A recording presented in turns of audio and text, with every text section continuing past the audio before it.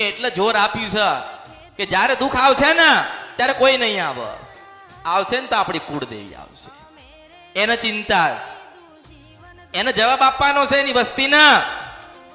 શું કર્યું? કેવી ભક્તિ કરી? માં તારી ભક્તિ કરી છે, માં તારી સેવા કરી છે, તારા મઢિયાયેલા છે ને તન દીવા કરેલા છે. તો માં કહે ને કે સારું ધીરજ રાખ, સારું સારું થશે. તો ઓછામાં ઓછો 12 થી 18 મહિના તમારે પ્રતીક્ષા કરવી પડે, કરવી પડે, કરવી પડે, કરવી પડે, કરવી પડે.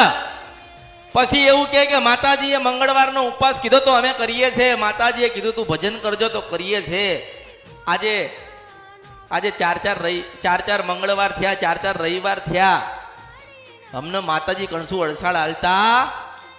તો તમે વિચાર કરો, તમારી ખોડિયાર રસ્તામાં પડી છે, પડી છે?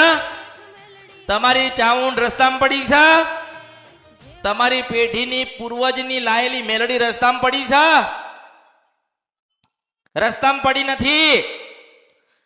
દેવને પામવું હોય તો ભક્તિ માંગશે, અને ભક્તિનો પુરારથ એવું હોવું જોઈએ કે આપણી ખોડિયા લાઈન ઉભી રહી ને તો એના દર્શન કરીએ ને કશું ના માગીએ, એના ભક્તિ કહેવાય. હું મેલડી છો, મારી ભક્તિ કર પટેલ, મારી ભક્તિ કર. મેલડી મેલડી મેલડી મેલડી મેલડી કરે છે.